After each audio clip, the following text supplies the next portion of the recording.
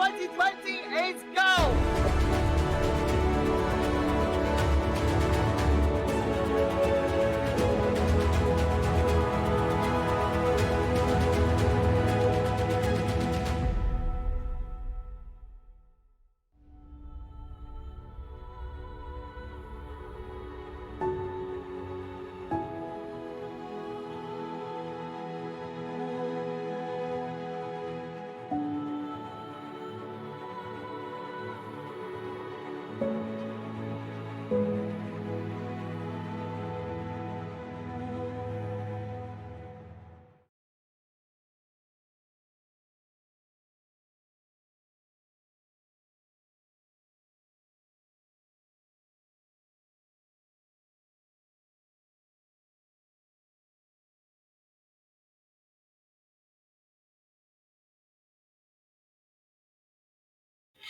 Hello everyone and welcome to the Silverstone Grand Prix circuit. This is round 8 of the Superleague Lights Championship with GPVWC Simracing 2020. I am Caitlin Penny, of course, and I'm joined in the commentary box today by Wopke Hoekstra. Wopke, what are you looking forward to most about this round? Once again, we're looking forward to a great night of action here. And one of the big questions, once again, will be who can stop Liam de Waal. He's the championship leader, and we're almost halfway through the season already. And so far, no one has been able to beat him. So that's what I'll be looking forward to most. It's very rare you see someone take 8 victories in a row. It's rare you see someone take 7 in a row, but that's what de Waal has done so far this series. So we'll see if he can make it 8 from 8 today. It's going to be difficult to beat him. He's proven pretty unstoppable all the way through the season so far, but all good things must come to an end at some point. And now that he's over 100 points ahead of anyone else in the championship, now would be a pretty good time for someone to step up and stop his run. But anyway, Liam de Waal definitely still leading the championship quite considerably. I should also give a quick shout out to our streamer and cameraman Gerrit de Vries, who of course does a great job and is bringing you the audio and the visuals that you're seeing right now. So Silverstone, it's a tough circuit. It's one of the most prestigious in racing. Every single time anything races here, people always talk about how it was the site of the first World Championship Grand Prix, and indeed it was. And 70 years later, it's still going strong. We've also got weather on the horizon, it seems, and I can imagine everyone's going to be going out as quickly as they possibly can and trying to set the first flying laps just in case the rain does start to properly come down. You'll see that everyone's on slicks at the minute. Wopke, you're in the server, right? Can you see if the rain's falling? At the moment, it's still dry, but there are definitely some clouds in the air. So we could be looking at some rain later on the evening, potentially. So that's going to be a big question for all of the drivers, actually. And that could throw an extra variable in the mix, especially for people trying to look for a surprise victory, for example. It could be a good opportunity if the rain starts to fall. Maybe they are willing to take a risk, and while others don't, they want to play it safe. It does often rain here at Silverstone. I remember standing in torrential rain immediately after the finish of the 2017 race at Silverstone. And also, of course, very famously, the 2008 British Grand Prix was torrential at times as well. So it does happen. 93 as well, I seem to remember, was a pretty wet one at times. And it could well happen again today, although at the minute it's just restricted to dark clouds in the sky. All of these drivers have raced in the rain before. I don't think we've had too much rain so far this Superleague Lights series. I'm not sure if we've actually had rain in a race. I don't think we have, unless I'm very much mistaken. But sorry, what were you going to say? I think they had rain at Baku, I think, but we weren't broadcasting that one, so True. That's why you probably missed it. That's good shout, Wopke, good shout. Anyway, the qualifying session is underway. We have 15 minutes. We're about 2.5 in already, and just waiting to see some of the first lap times being set at Silverstone. I'm not entirely sure what lap times we should be looking for, since this is the first time we've seen any cars of this chassis on track this weekend. But the drivers you have to look out for, of course, Cenobite is leading the team's championship, of course, quite considerably. We have Liam de Waal first in the championship, with Colin Spork in third place. And another driver to look out for in the higher echelons, positions in the championship, is probably Dino Paolini as well. He's been very competitive this year, and he is running second in the drivers' championship. Wopke, do you have your eyes on anyone else? Currently I've seen some times going through, and one of the names who surprised me so far is Jukapeka Lalu. He's in second place so far, under a tenth of Liam de Waal, who's in first place. No surprise, but yeah, that's very good from Lalu. And usually he is far down the other in the qualifying, but he manages to make up many places in the race. So if he manages to qualify well, it could potentially be a very good race for him here today, if that means his race pace is even better. And yeah. Good shout. Currently, the top times in qualifying are De Waal, followed by Lalu, Wok, Harvey, and Francesconi. Those are the top five. Francesconi, of course, recently competed in the R-Factor 2 Le Mans 24 Hour, and had a really good time over there. A couple of other drivers on this grid did as well, I think. But anyway, for the time being, it is still Liam de Waal leading the session. He is less than a tenth of a second ahead of Lalu at this point in time, so it's still not over and done with yet. Yeah, as I was saying earlier, de Waal will easily be the person to beat. Dino Paolini is about to set his lap time. Just waiting for him to cross the finish line and actually set it, and I'm now in the service, so I can see it all happening live. Jolly good. Actually, has his lap been invalid, or am I looking at that wrong? My apologies. He's in the pits, so that's why he didn't finish his final lap. He has had one lap so far, and he's in the pits right now. So. Well, who am I looking at? He's on track. Okay, something weird's going on, but anyway, no, Dino's definitely on track. I presume he must have come into the pits after his first out lap, and then gone back out again, right? He hasn't finished his hot lap yet. He only set one out lap. He entered the server a bit late. He had some technical issues, so that's why he entered late. So yeah, he's now coming around the final corners, and he's gonna set his lap this time around. So that will be a good indicator of where he is on the grid. Well, I don't know what was going on with my timing screen then, but anyway, Dino crossing the line, and that does set his first flying lap, and it's 8th place. My apologies about the confusion there. My timing screen was obviously talking rubbish, but anyway.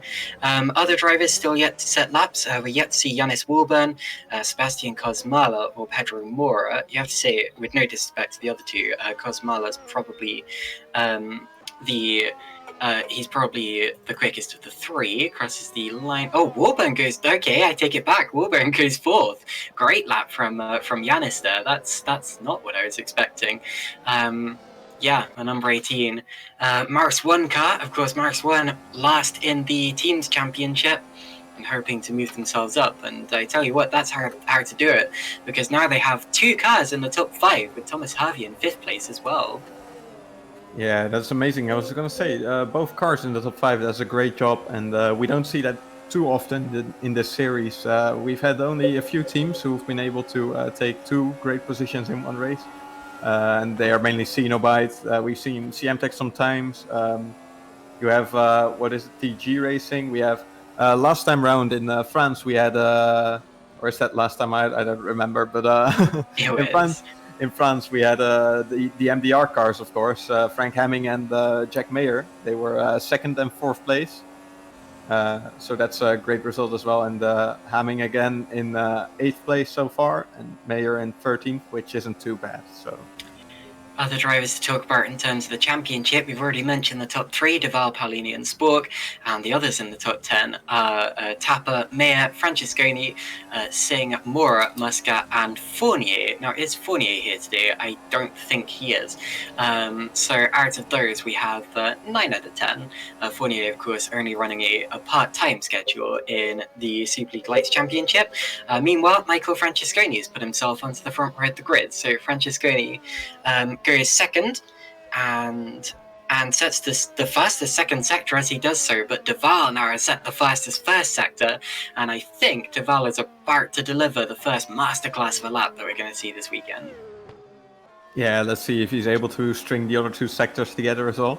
In the meantime, I quickly want to chat about a new guy on the track. It's Alejandro Lopez. I don't really know how to pronounce his name, but he's in 18th place so far, and he's a rookie, I think, on this grid, and he's in the Stax racing car, so that's interesting, as I see De Waal getting a tow from Colin Spork, his teammate, so that will help him even more in setting the fastest lap, and as he's coming around the final corners right now.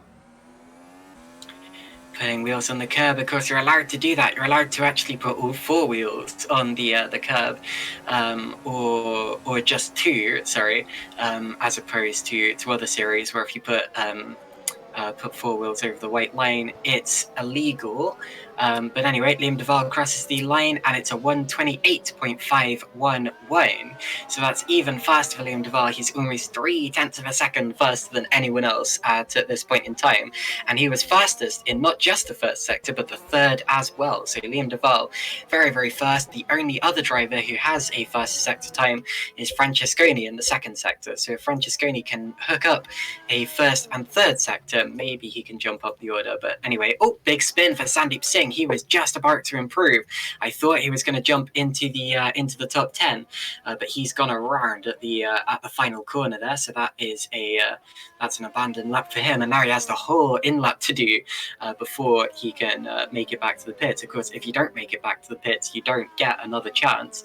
But anyway, with less than 5 minutes remaining now, the order in the session is De Waal, followed by Francesconi, Lalu, Wok, and Warburn. Slightly unexpected grid behind the top 2, but that is what we like to see. Some names that we did expect there are like Wok in 4th place. He's been improving lately, so not too surprised. But yeah, people like Lalu, Warburn, Harvey, they are all names that you don't see up there all that often. I mean, we haven't seen them up there the whole season, I think. Warburn, I think it's his first round. And I think Frank Hamming's about to improve. Sorry, crossing the line. Indeed, he goes into the top 5. Sorry to interrupt you there, Wopke. Oh, no problem. It's a good lap, so top 5 again. Yeah, Hamming really showing what he can do in this Superleague Lights car.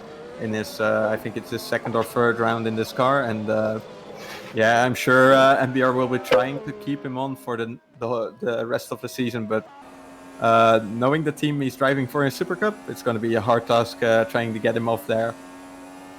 MDR had a really, really impressive finish to the last race. Go back and watch that after this event if you haven't seen it. Two MDR cars battling it out with another driver who I can't remember who it was, but it's Colin Spork.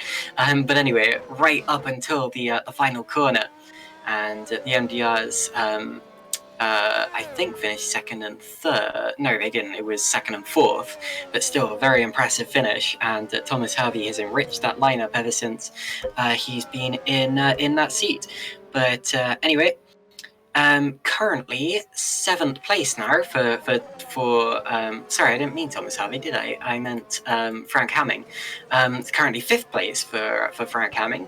And he is on an in-lap, I think, so he's going to set his car up for one final run. I was also watching Jakub Galali just now. He's in the pits currently, also possibly setting up for a final run, but he was setting fastest sectors, personal best sectors, very nearly fastest sectors overall on his in-lap, so I definitely think that he has more to give.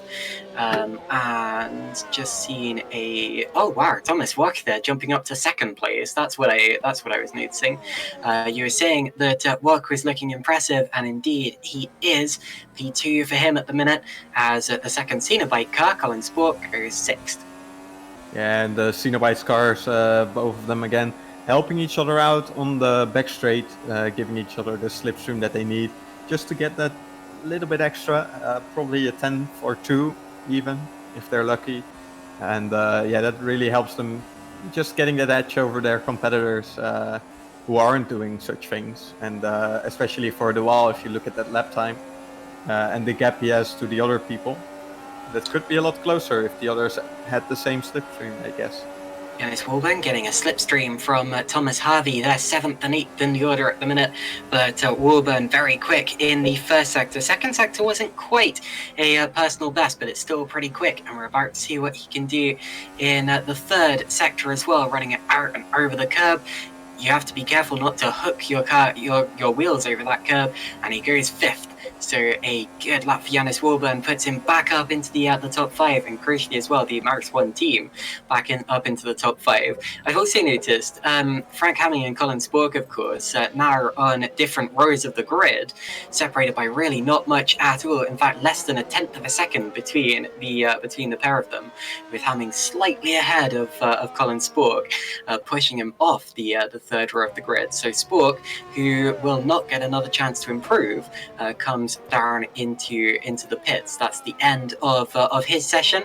Tomasz Vok will also not be improving, nor will Liam de Waal. So it's down to the other drivers in the top 10 to try to knock them off their perches. Liam de Waal, in fact, improved on his lap, 128.413. That's over 3 tenths of a second faster than anyone else, almost 3.5 tenths of a second faster than anyone else there. Michael Francesconi now starts his final flying lap, and he could be the final contender for, I'm not even sure if he will be a contender for pole, because Liam de Waal is just that fast. Yeah, Francesconi and Paolini as well. They are I think, probably the last 2 drivers. No, probably not the last 2 drivers going through start-finish, but they are 2 of the last drivers going through start-finish. We have still a lap to go, and both of them will be trying to improve as Malcharak goes into the top 10, P9 for him. That's a good qualifying. Nicely done. He hasn't had that many good results recently, so that is a good qualifying result for Christian Malcharak. They're only a couple of tenths of a second off Thomas Harvey. Improvement there from Sebastian Kozmala. Just misses out on the top 10. He'll start 11th, but 11th, as you've seen in the past, is not a bad place to start in. Lally comes into the pit, so that's his opportunity done and dusted. Francesconi and Hamming. Oh no, Hamming's into the pits. Hamming, I thought, was going to improve, but look at Francesconi, fastest again in the second sector. That's where he's so rapid, almost four-wheel drifting it through Stowe there, braking down towards Vale and Club, and he's got 1 corner to go. This will undoubtedly, well, it will probably put him up to second. Is it first, maybe? No, in fact, it doesn't put him up to second. It is an improvement, but it's only just an improvement, and it keeps him third. It's a 1:28.797. I'm surprised that didn't jump him up the order. I don't know if anyone else is currently on a lap. I think Sandeep Singh will be the last person to cross the line. He goes 13th, and that's the order. That's everyone crossing the line to finish the session. And the top 10 are De Waal, Wok, Francesconi, Lally, Wolburn, Hamming, Spork, Paolini, Harvey and Malcharak, and I will update you on the full order when we have the full order confirmed, with any penalties that may need to be applied, and yeah, when the official results are released. Okay, what do you make of that? Yeah, well, should we really be surprised with that result from Liam de Waal? Although the gap is astonishing once again, 3.5 tenths. If you look at the rest of the grid, the top 22 is within 1 second of Liam de Waal, but between first and second, it's already 3.5 tenths. So that means there's only 6.5 tenths between 21 other drivers. So that's, yeah, really insane. He's managed to put such a big gap between himself and the rest, even though the rest is all so close together. Yeah, update on Alejandro Lopez. He qualified 20th on his debut for the Stax racing car. This is his first race with GPVWC, and I do not know where else he's raced in the past. I'm wondering, is he related to Fran Lopez by any means, the Superleague driver? Unsure about that. If anyone knows, it would be Good to find out. But anyway, for the time being, he will be starting in 20th place unless anyone ahead of him has an overhanging penalty. Yeah, that's of course always the question. There were quite a bit of penalties after the French GP, but we already saw that during the race that there were some incidents that were questionable. So yeah, we had some issues, of course.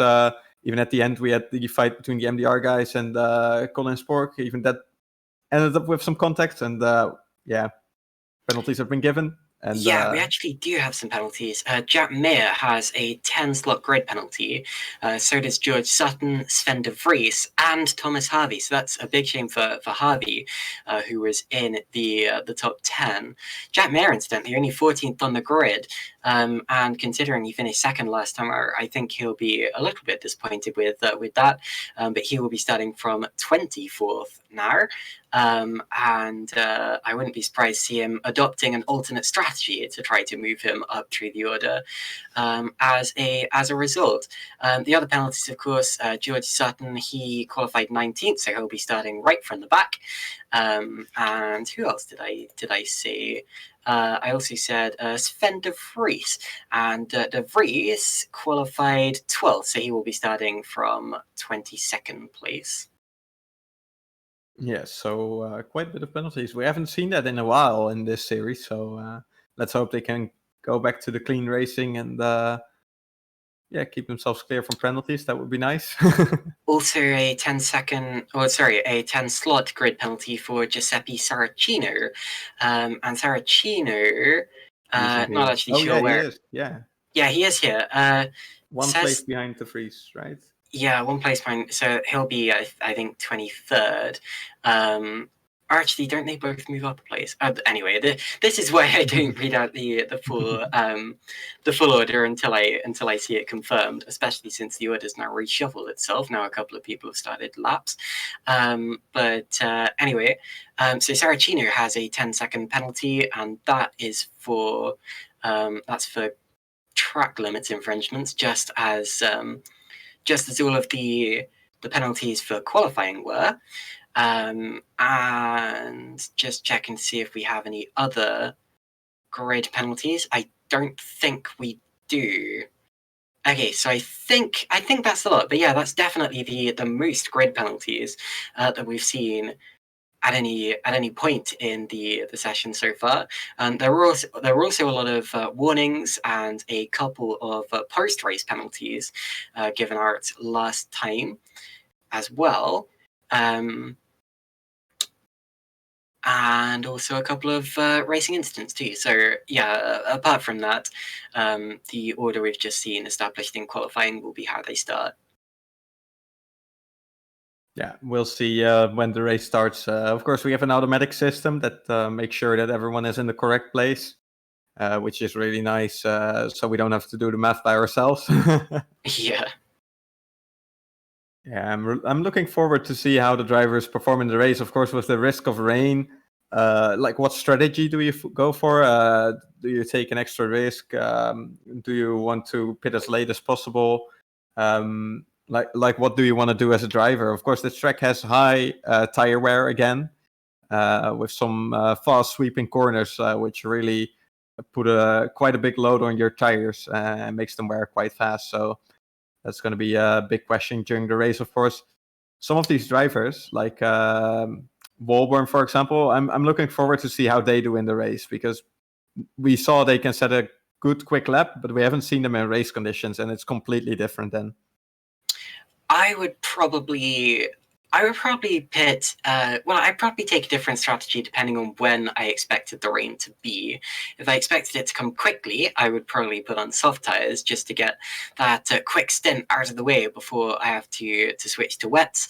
And if I expected it to come later, or I wasn't quite sure, I might go for mediums or hards, just to keep myself flexible and run long, so you don't have to make an extra pit stop if you put in a set of tires and then it starts to rain. But But anyway, just quickly, do we have? I'm talking to my cameraman here. Do we have a track guide? Because I remember we were talking about that. Yes, we do. Okay, can we switch to that now? I think it's a good time. We have a track guide very nicely provided to us by GPVWC and you and Gail. So here you go, Silverstone.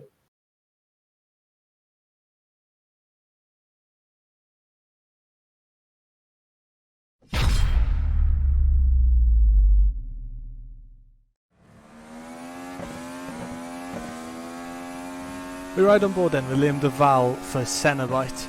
For a lap of the Silverstone circuit in Great Britain, first corner flat out right hander through Abbey, and then another flat out, this time it's left through Farm. Heavy braking into Village, flashpoint on the first lap, first overtaking opportunity for the drivers, then a technical left turn through the loop. Get on the power as gently as you can, flat out through Aintree and onto the first DRS straight. This is going to be a fantastically chaotic corner in the race as Brooklands sweeping left.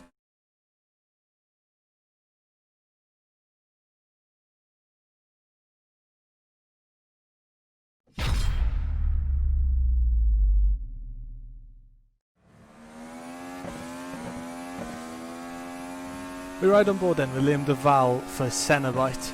For a lap of the Silverstone circuit in Great Britain, first corner flat out right hander through Abbey, and then another flat out, this time it's left through Farm. Heavy braking into Village, flashpoint on the first lap, first overtaking opportunity for the drivers, then a technical left turn through the loop.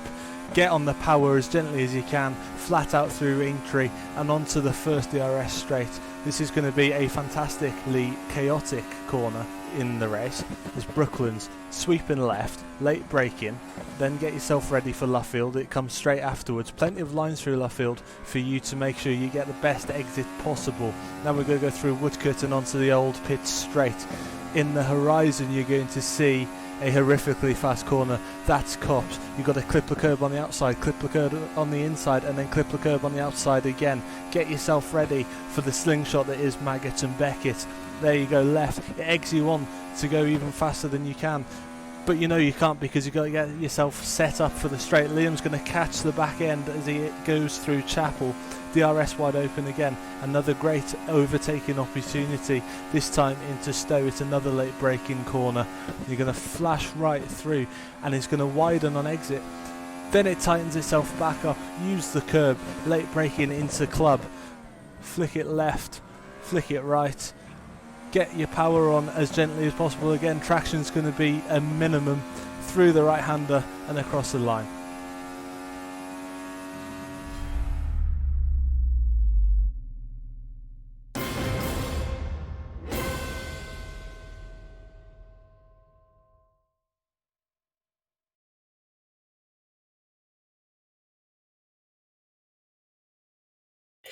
Anyway, there were your 1.5 laps of Silverstone for the price of 1. Thank you very much for that to the people who provided it to us.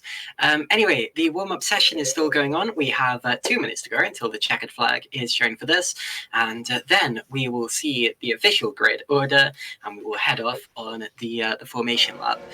This is actually one of my favourite circuits, personally, on any Grand Prix calendar, and GPVWC always goes well here as well.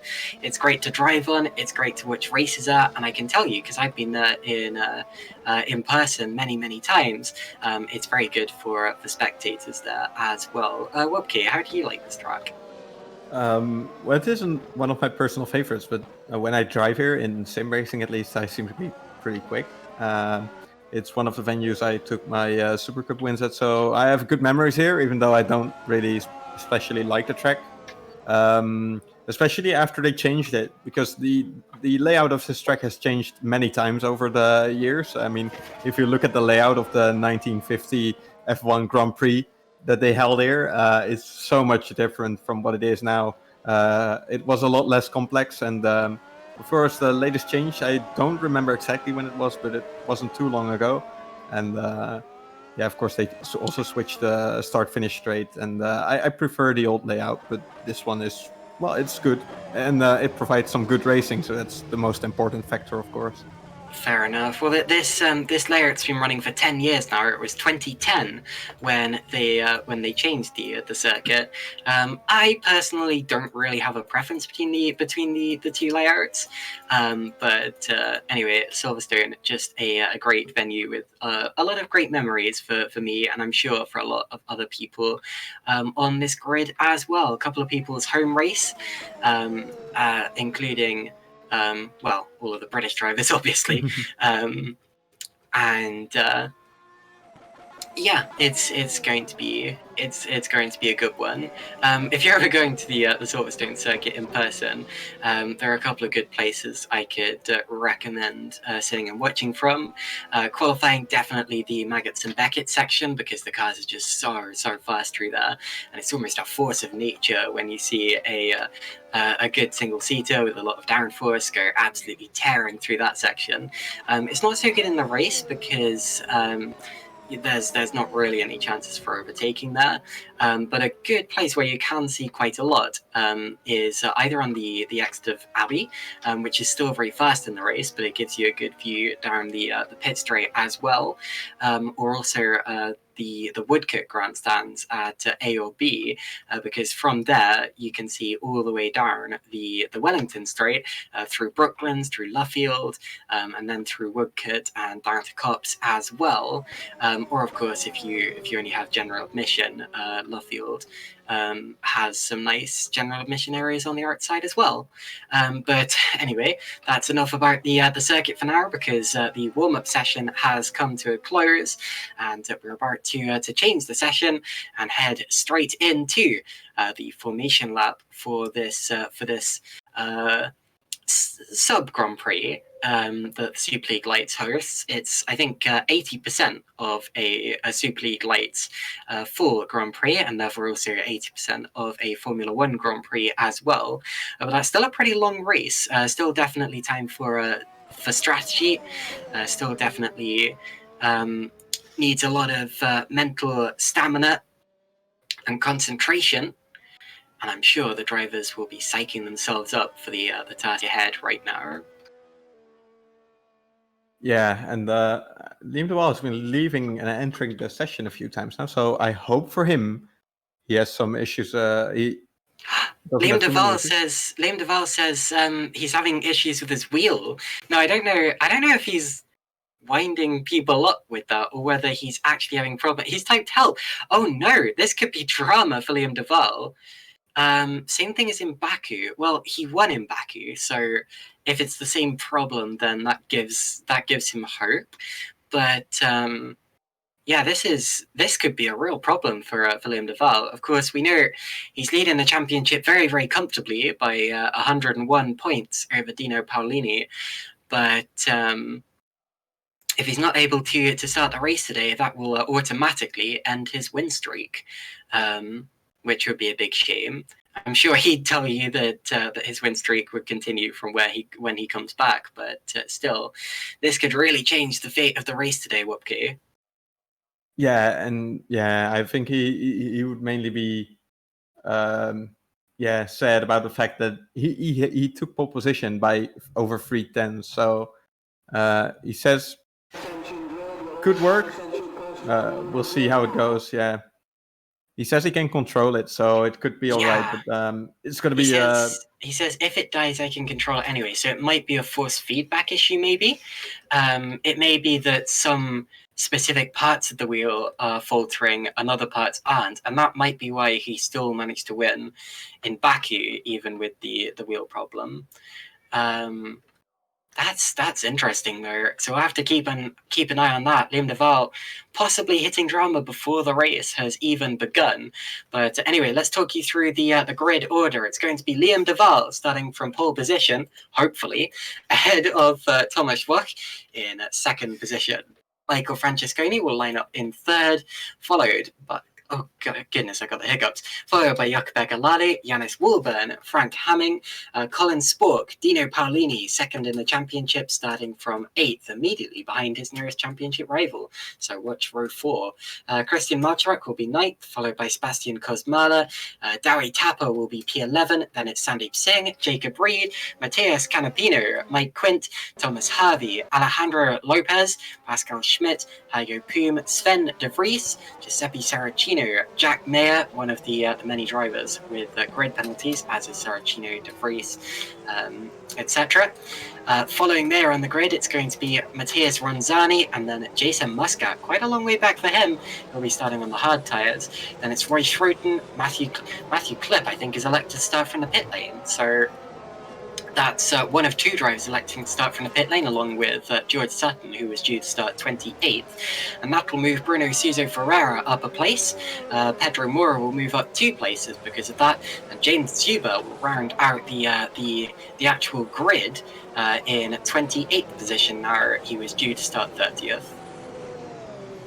Yeah, as you said, Muscat once again very far down the order. I don't think he's really been able to get the hang of this car, because he was flying in the Super Cup car last year.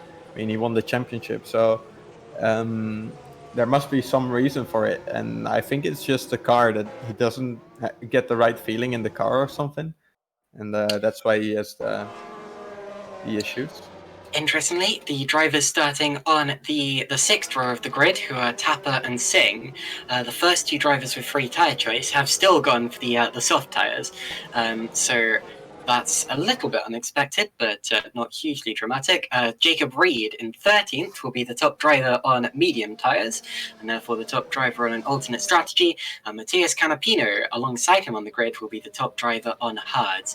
Behind him, there's a real mix of tyres. Some people are on softs, some are on hards, and some are on mediums. But there's no time for that now, because we have already got the leaders back to the start-finish straight. So 2 yellow cars will be leading you down to turn 1. We have Liam Duval alongside the yellow and blue car of Tomasz Voch, and those will be the most important pair down towards turn 1. Francesconi and Lalu are on the 2nd row of the grid. Can any of them jump up and amongst the leaders on this first lap of the race?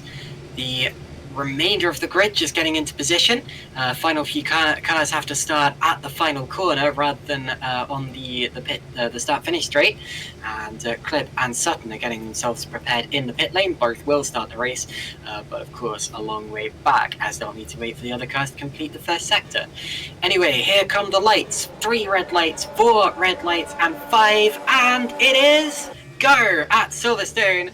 Away they head, and Duval moves over to protect his lead, but it looks as if Wook's still there, but Duval gets the traction on the outside, so Duval does still lead the race as they go down through turns 1 and 2 into the first braking zone. Lalu looks as if he might be about to lose out to Hamming. Hamming is on his inside for 4th place, and they're still going to be side by side out through Aintree. A little bit of bumping and barging further back, but no one points in the wrong direction, and everyone still has their wing. Someone's very wide, and now someone is pointing in the wrong direction, and I think there's been a hit there. Someone's missing their rear wing. It's Matthias Ronzani. Bruno Souza Ferreira is also missing his front wing, and also involved was Mike Quint, who's missing both wings. So a couple of drivers involved back there, but up the front it's Duval leading from Wook, Francesconi, Lalu and Hamming at the end of the first half a lap. Yeah, and Mike Quint has retired from the race, so that's the first retirement. As you said, it was very clean for the first few quarters, but then we came onto the straight and there were just a few touches and some people unable to avoid it, so that's what happened there. But yeah, in the front, pretty much everyone's still in their positions. Dino Paolini with a bad start. He has lost 2 positions and he's down to 10th place, so that's not very good. So drama on the opening lap, and second place driver in the championship, Dino Paolini, losing places. Now look at Hamming. Hamming around the outside of Lalu, and he pulls off the move that he couldn't pull earlier in the lap. That is nicely done, and he's up into 4th. Further back, we've got Canapino under attack from De Vries. De Vries coming through after his penalty and moves past the hard tyre shod driver. At the end of the opening lap, De Vries still leading, and the gap's 9 tenths per second up front as everyone streams through behind in a chain. Look at Colin Sport now looking very racy on the back of Liam de Waal. Now down into the loop. This is one of the main overtaking opportunities of the lap. You can really startle your opponents into here, as just as Pascal Schmidt does for 16th position there, out of the points paying positions. Into the pits at the end of the first lap come all of the drivers who are missing wings: Bruno Sousa Ferreira and Matthias Ronzani, the first two into the pits. And as we said earlier on, Matthias Klipp, goodness me, Mike Quint, don't know why I said that, is the first driver out of the race. Streaming through again, and look in the background as Tapper defends from Malcharak. So Malcharak trying to move up a position. This is a good drive from the Fusion driver. He's really enriched the lineup since he's come in, and Tapper there holds him off for the time being, stays 8th. I think actually Tapper overtook Malcharak. If I looked earlier, Malcharak was in 8th place, so great overtaking move by Tapper, I guess, as he's pulling away now a little bit even. And one of the guys who had a monster of a start was Sven de Vries. He is up to 13th place, and I think he started like 20th place, so he's made up 7 positions already. And he has to make them up quickly as well, because he is on the soft tire, so he'll be pushing hard to go forward. And one of the other drivers making up positions after a penalty is Jack Mayer in 17th place, which is also pretty good, as I see Kosmala. Oh, he has a bit of a touch as Heiko Poom comes into the pits. Heiko Poom in, and he's missing his front wing. So there's been another incident, and also in is Jason Muscat, who is also missing his front wing. I was looking back at the opening lap incident. It was all triggered by Mike Quint losing it all by himself, and then coming back straight across the path of Ferreira and Ronzani. Now we've got to move in the top 10, I think.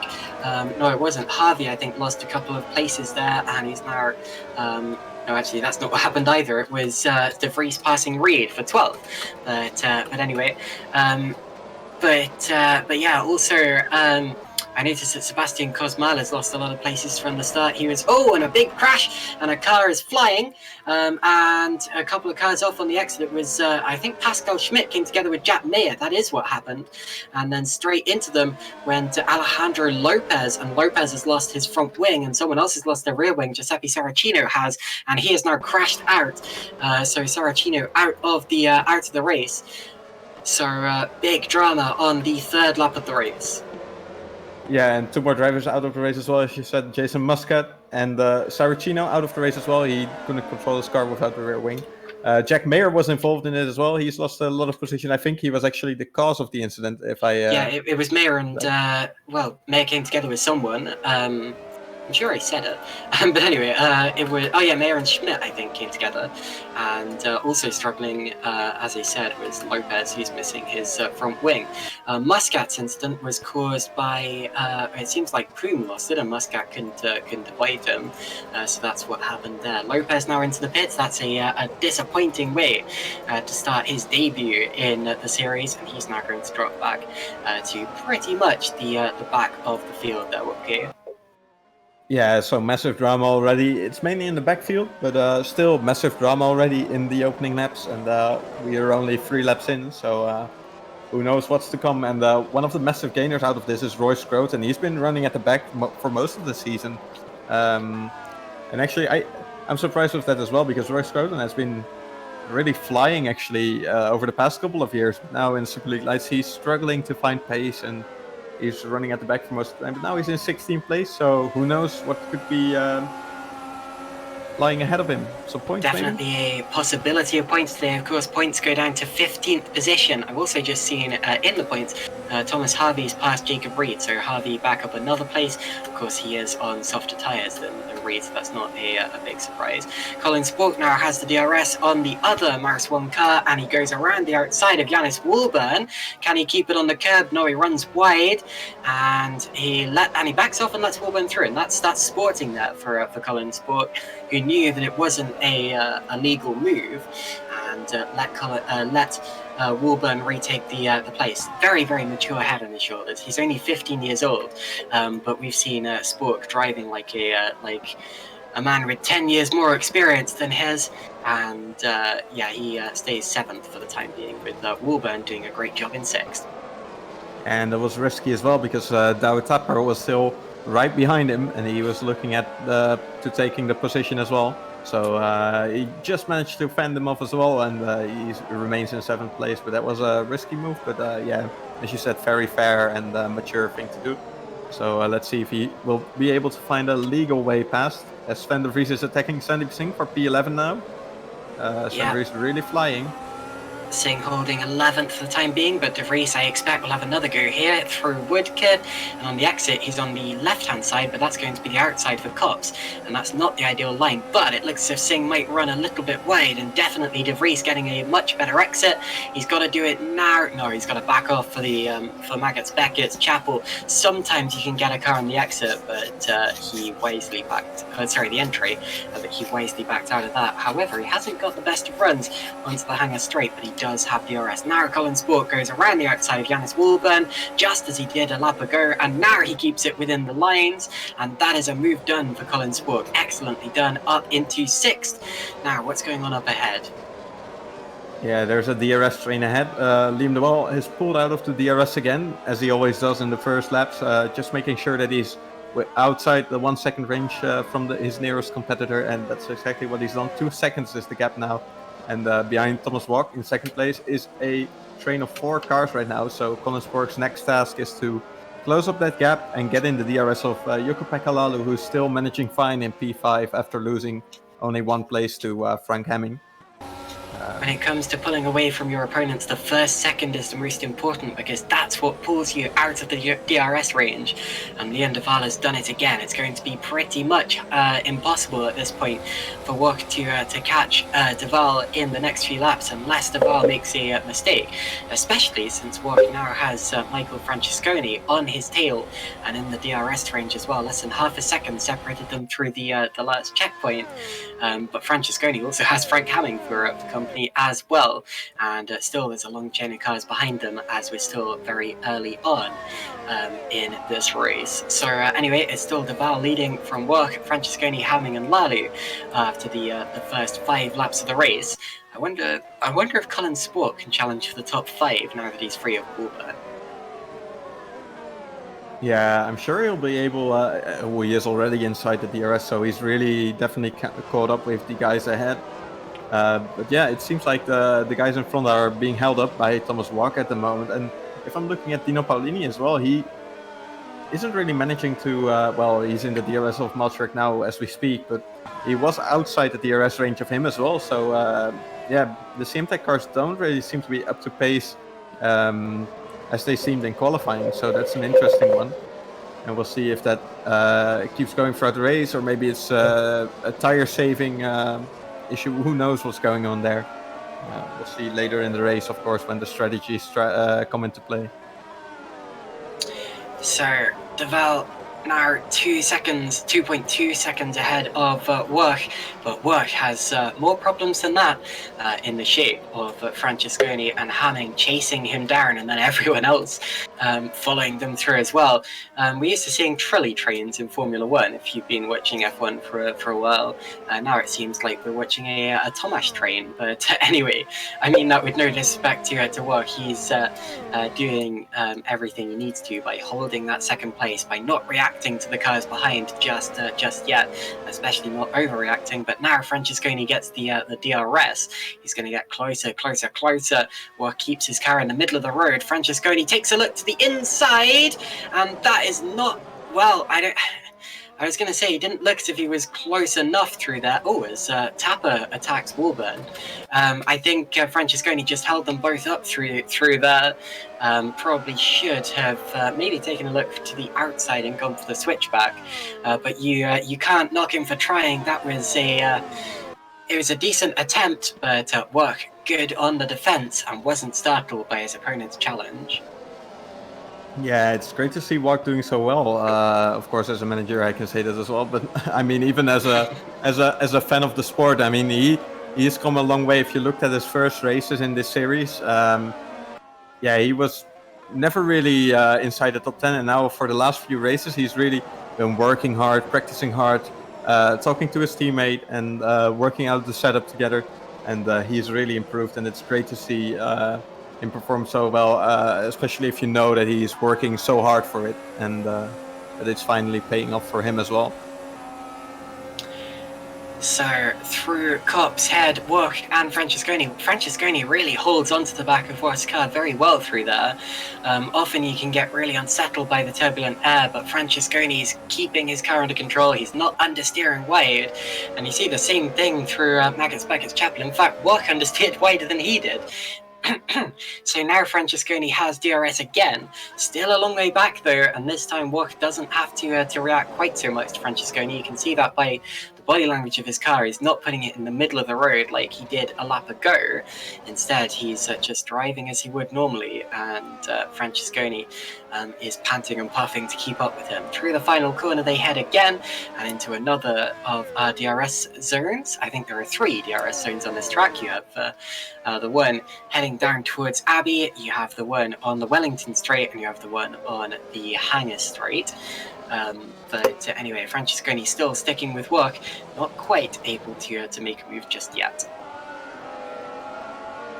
Yeah, so as we can see, Wopke is really holding everyone back, even Francesconi, who's not able to do anything. But because Francesconi has the DRS, Hamming is not able to do anything to Francesconi as well. And the same is for Lalu on Hamming, and Spork on Lalu, and we can go on like that, because even Jannes Wolborn is now catching up to the back of this train, and Douwe Tapper right behind as well.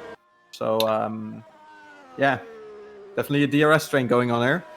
Francesconi, Hamming, Lalu, Spork, all in a line, all doing fine, all in DRS range of the car ahead of them, except, of course, for Tomasz Wopke, as Liam de Waal has cleared off. So, through Maggotts and Beckett's again, Francesconi looks closer to Wopke than he was a lap ago, and Wopke looked a bit twitchier through there as well. Francesconi might, I'm not sure if he will have an opportunity, but he's going to put pressure on Wopke towards towards Stowe, and Douwe Tapper has finally managed to get past Jannes Wolborn's coming around the outside into Stowe. So that's a move for 7th position. Douwe Tapper up into that place, and Jannes Wolborn drops to 8th. I'm looking to see where's the other Zederik car, because it's Heiko Poom down in 24th. Of course, he had a spin at Stowe on the 2nd lap of the race. So really, Tapper, the only hope of a good result for Zederik at this particular point in time. Can he now get onto the back of Colin Spork and into his DRS range, I wonder? Yes, and of course, let's not forget the skies have opened here at my home, but will they open here on track as well? That's one of the questions that will be unanswered until it either starts raining or until the race is finished. So yeah, we'll see now, as the skies seem to be clearing up actually on the track now. So perhaps there won't be any rain, but yeah, the race is still very long, of course, and that could throw another variable into the mix, which may see some of these drivers profit and others perhaps have some more issues. Perhaps some drivers even manage to or change their setups based on the weather. So perhaps some drivers are running some more wing or whatever to make sure they are running fine in the rain, and we'll see what happens should the rain come. We'll see. Well, I just mentioned the Teams Championship. Of course, Cenobite is still leading that quite comfortably. Over 125, but there's 126 points between them and MDR in second place. MDR with 2 podiums to their name. Cenobite with 7 wins. But anyway, TG Racing is 3rd in the championship, followed by CM Tech, and then powered by RSR. So those are the top 5 teams you have to look out for.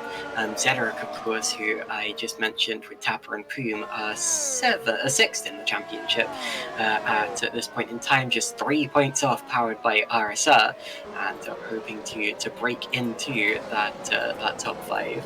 But anyway, back into another DRS zone head Wopke and Francesconi. Francesconi opens the rear wing again, as of course he would do. And Douwe Tapper, I think, is now within DRS range of Colin Spork as well. So it looks as if the DRS train is extending rather than dissipating.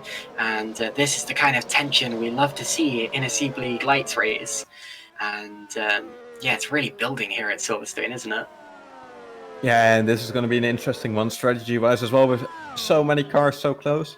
a right strategy call can really put you up a few places, especially if, as you can see, overtaking is very hard at this track so far. So yeah, that could be a really important factor in this race. Some people might be going for an early stop to manage an undercut, as we see Dino Paolini now on the back of Malcherek, and he's really close. He's going to the outside. As for ninth place, Dino Paolini into Stowe. Oh, they touch wheels and they touch again, and Dino Paolini's going to spin. Paolini, second in the championship, is losing points with every car that goes past him, and that was contact with Malcherek, who's dropped to 11th now. So Sven de Vries just gained 2 positions in that, as did Sandeep Singh. And let's watch as, just take a look at a replay quickly. It looks as if they just banged wheels slightly, and in order to stop himself from spinning, Malcherek had to kind of even out the steering a bit, and that just hooked their wheels together, and I'm afraid Dino Paolini came off worse in all of that. I'm not sure how I judge that one if I was asked to look at it. I might well be asked to look at it. It was side-to-side contact, so it might well end up being a racing incident, but yeah, big shame for Dino Paolini there. Yeah, definitely unlucky, and he came off the worst as well, of course. As he Thomas Harvey's just got past Malcherek, and I think Malcherek's about to be passed by Reed. No, he's coming back at Harvey, and now Reed gets through on the inside of Lovefield. That was great driving there from Reed, very opportunistic. Difficult corner to pull a move in. Malcherek coming back at him towards Cobbs. He has the inside, but has to back out of it because he wasn't fully alongside him. Sorry, Wopke, I interrupted you. Oh, no problem. I was just talking. I was just going to say, it was an unlucky incident. Of course, Paolini lost many positions, but now Malcherek is, well, the person in front of him as well, so he has to try it again, and hopefully this time it will be without contact if he tries it again. And of course there were some massive gainers like Sandeep Singh and Sven de Vries, of course, as you said, and Thomas Harvey as well, doing a good job so far. And Reed around the outside of Thomas Harvey. We've seen 2 brilliant moves in one lap from Jacob Reed, and that was a fantastic one through Stowe there. Harvey had nothing to say about it because he just couldn't find as much traction, as much momentum as Jacob Reed could. So lap of the race so far from Jacob Reed there, and he is up to 11th position. Remember, not too long ago he was running 14th or 15th. Yeah, that's a great job, and I think that's the tires now. His tires are, he's of course running the medium tires, compared to the soft that everyone else around him is running, like Harvey, for example. And I think his tires are still in a better shape right now, so he's taking the advantage of that and pulling in those gaps and passing people in front of him. So we're now a quarter of the way into the race, and Liam de Vries extended his lead to 3 seconds. Remember when we were concerned about him even starting? But anyway, no real problems just yet, and he's continuing on his way. Wopke and Francesconi behind, still slipstreaming each other. However, also importantly, Jaco-Pekka Lali's lost the slipstream of Michael Francesconi, so it looks as if the slipstreaming chain has dissipated itself. And now we've got a move going on further. Oh, and that's Yannis Walburn off the road. So that is why we've had a change, because Walburn has now dropped behind Sandeep Singh in all of that. He was side by side with Sandeep Singh, and it was a case of 2 into 1 didn't go. They bumped tyres, and Walburn went off the road and lost the plates. And he tried to come back in there around the outside of Stowe, and now he's in the pits. So Yannis Walburn into the pits, and following him in is Sven de Vries. So we're seeing the first of the pit stoppers here. Not entirely surprised by it, as we started to see the soft tires lose a bit of pace, and they'll probably go on to medium tires. And I'm expecting 2 stoppers from these 2. Yeah, unless they go on to hards. Hards. Hards for Walburn and mediums for De Vries, so a difference in strategy there. And I wonder if it'll end up, in fact, De Vries has just jumped Walburn in the pits as well, so I wonder if it'll end up maybe being a change in the number of stops they make, or just a change. In fact, look at that, De Vries has not just jumped to Walburn, he's put a car between them. Pedro Moro there, in 21st, has actually split the pair of them, so that is important for Sven de Vries, and I think he's going to end up being the biggest gainer in all of that, unless he has to stop twice more, and that ends up losing him time. Yeah, indeed. And actually I wanted to mention, but it just didn't manage to, Hemming actually got passed by Lalu, and that's why because Hemming was running in 4th place and Lalu was running in 5th place, and that's why they lost the slipstream. And now look at that, as Michael Francesconi finally makes the move on Tomasz Włoch, and he's made it stick and he's kept it within the lines. That has been coming for many, many laps, and now Francesconi's managed to pull it and walks into the pits. So Włoch is into the pits, and I wonder if his tyres maybe dropped off on that lap there, allowing Francesconi to get through. We're going to see what tyres Włoch goes on to. I'm also thinking that Marcharek's in the pits. He is, as is Thomas Harvey. So both of them making a stop, and I'm expecting the pit lane to start getting very, very busy here. Włoch is on the medium tyres. Harvey and Marcharek will probably also go onto the medium tyres. No, Harvey on the hards. Marcharek is on the hards. So I was very wrong about that. And that's a big change in position. Out of the pits comes Włoch. He will be in 12th place, and now his task is to push, and try to jump Francesconi back again by taking advantage of his fresher tyres.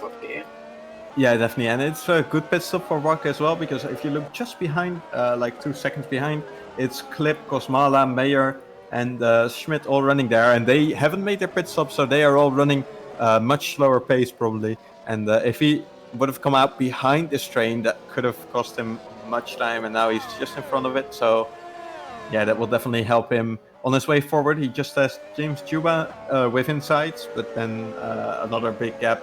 So he will be running in clean air quite a bit of laps, so that would be nice for him.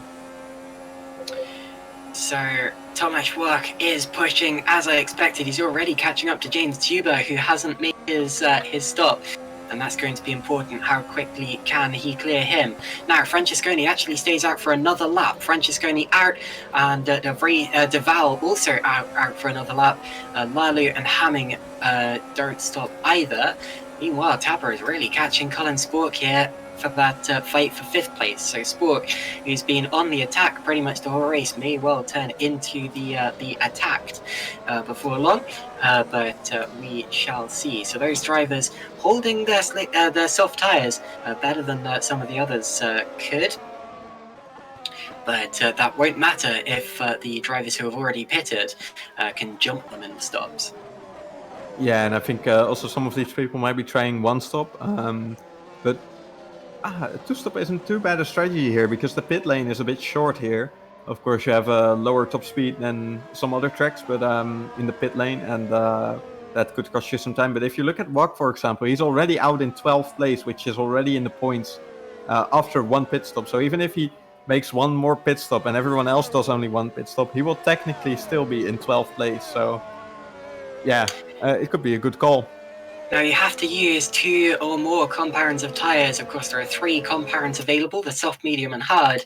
And I think realistically, if you're going for a 1-stop, it will be soft hard or hard soft.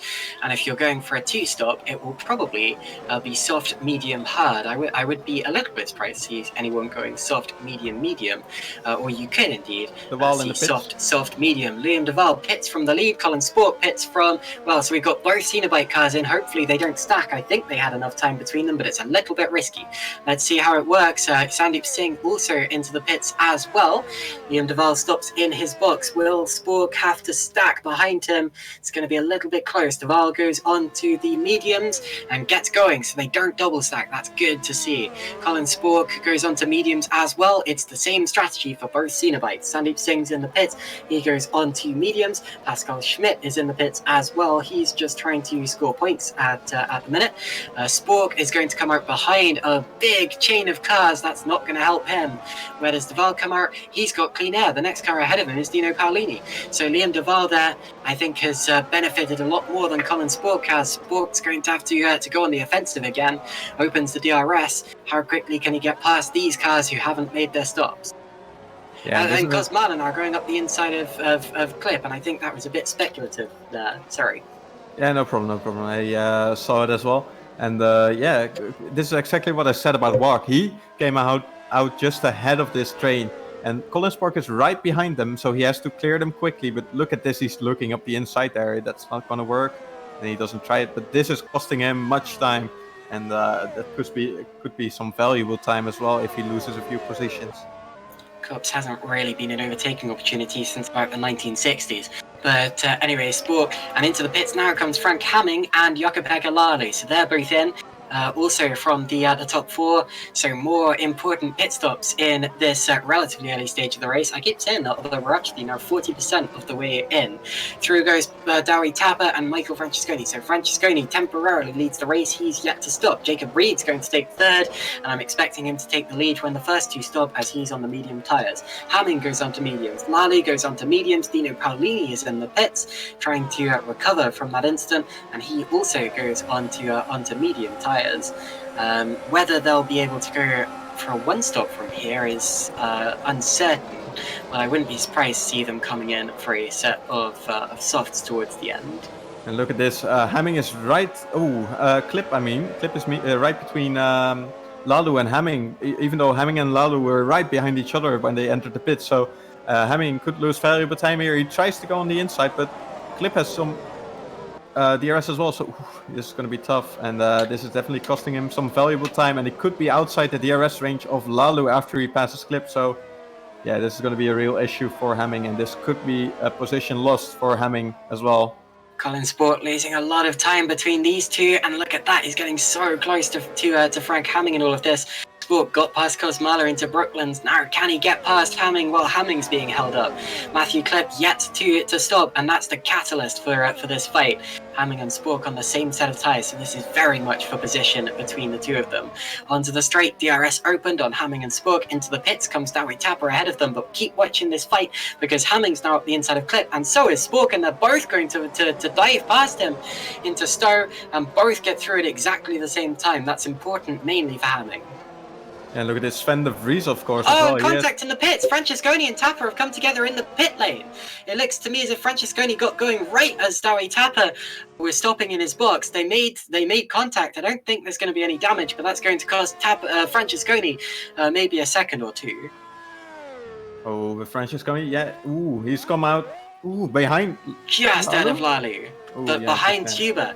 So Francesconi and Lally fighting for position.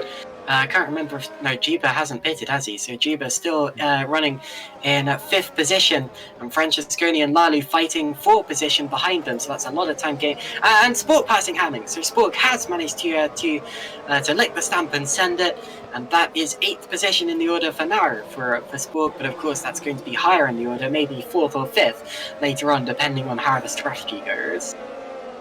Yeah, so as we expected, a lot of drama during the pit stops and after the pit stop, so that's exactly what we see here right now, as Francesconi almost lost the position to Lalu due to that contact in the pit lane with Tapper, and of course that was really unlucky contact, as you said, Francesconi just leaving his position and Tapper just slotting into his position at almost the same place. Their pit boxes were not too far apart.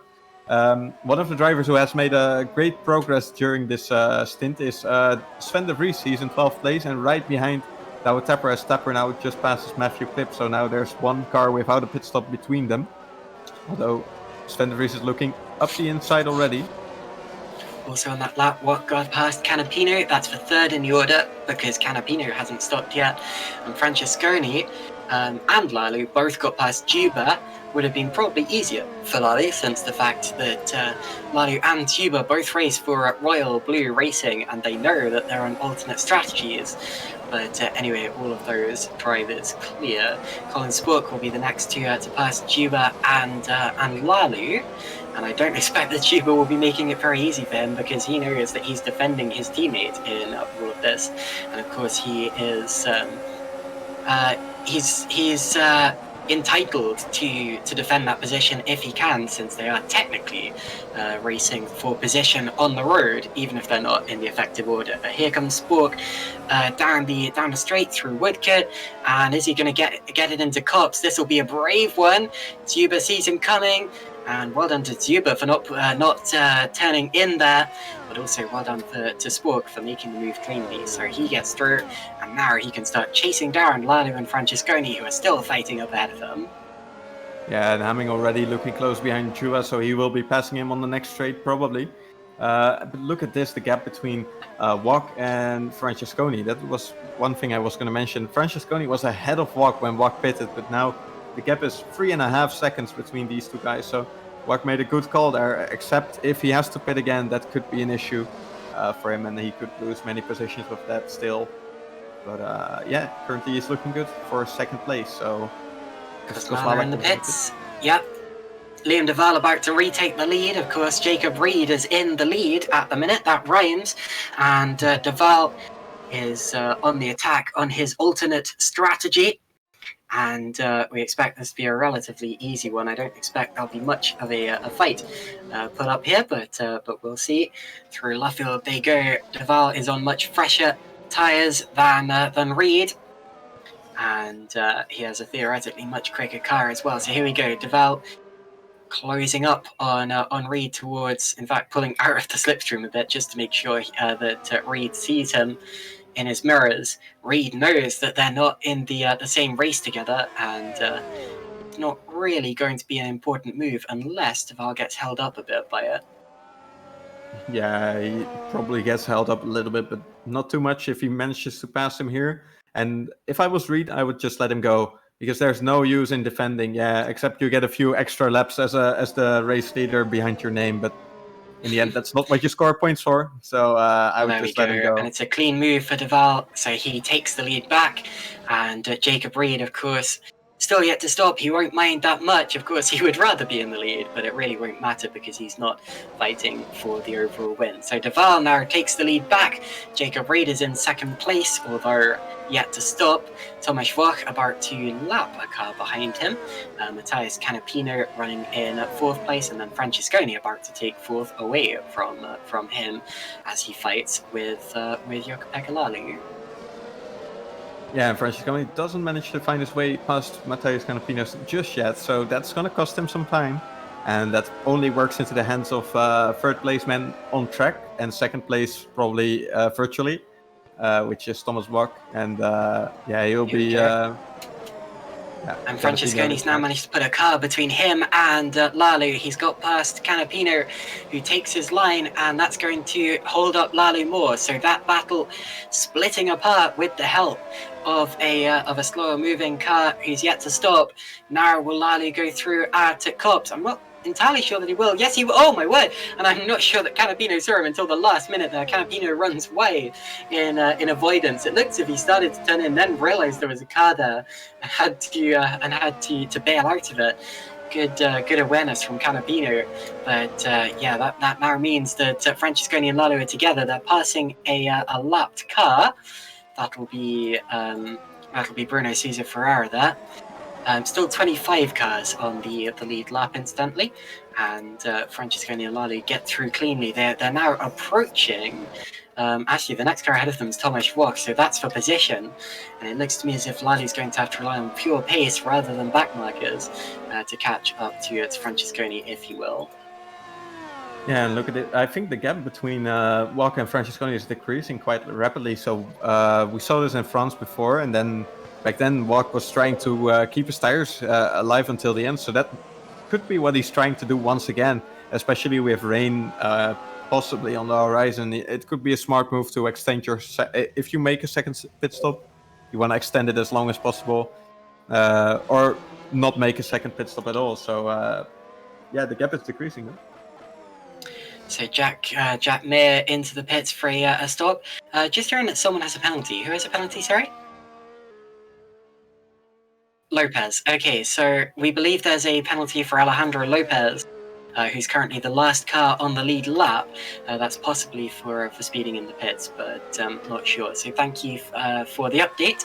That was from cameraman Gerrit de Vries. Lopez on his debut, not having the debut he would have hoped for. Qualified in the top 20, which wasn't bad, but it's all gone from okay to not so okay with that earlier incident. Got involved in an accident on the second lap of the race, and we've lost.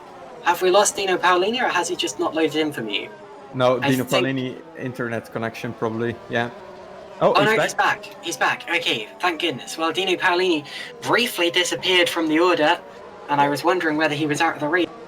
Disconnection, but he hadn't. He's still in the race, and everything's okay. Into the pits comes Matthew Clip now.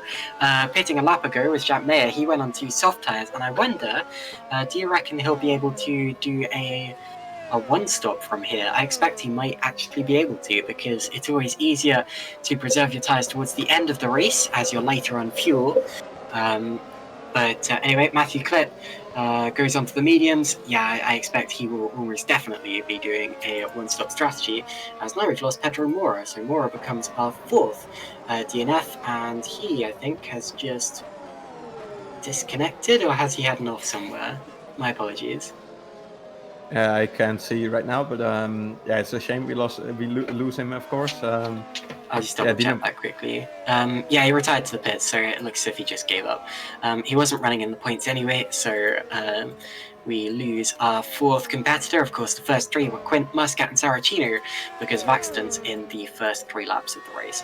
But anyway, the race continues.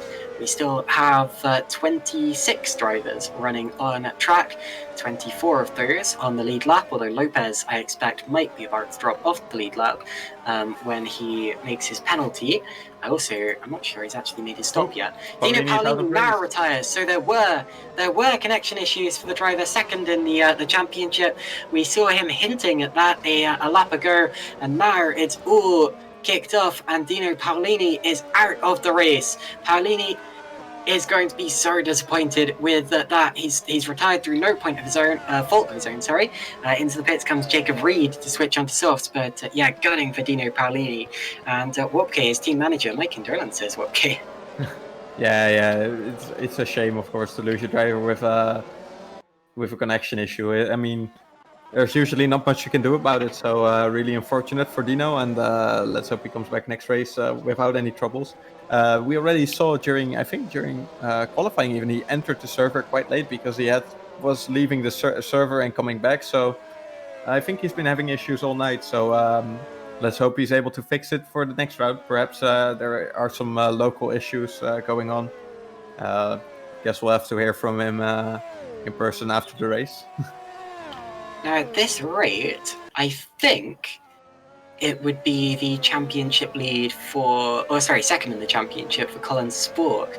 Although Francesconi's close, I think there might be an error with the championship standings page, actually, unless I'm just reading it wrong, because it says that Francesconi has 63 points, but is somehow behind people with fewer points than him. That's weird. That's because it doesn't update after the penalties are given, but yeah. So you have to just look at the points and make the order from that. I just saw Lopez, so actually that would mean that Francesconi would jump up to second in the championship, I think, with Spork in third. So actually, heading into this round, Francesconi was 4th in the championship rather than 6th, as it says.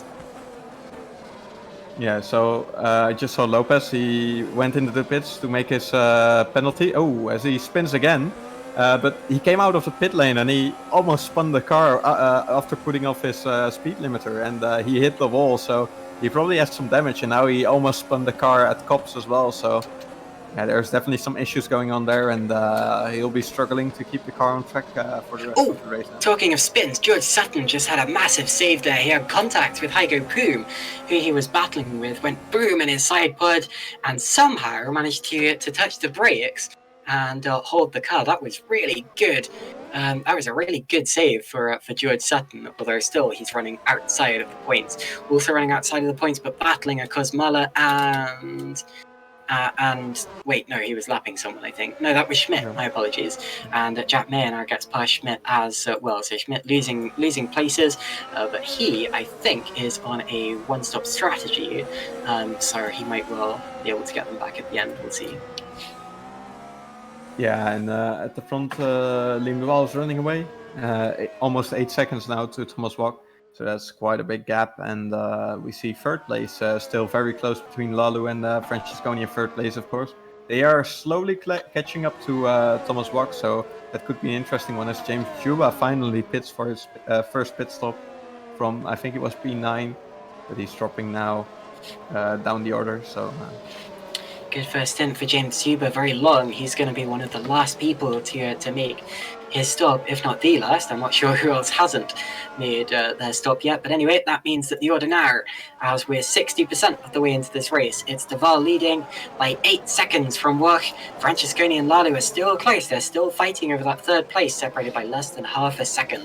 Colin Spork is in 5th place. Frank Hamming is behind him in the DRS range. He is in 6th place. And then Dowie Tapper also has DRS in 7th. And remember, Spork and Tapper very close in terms of championship points.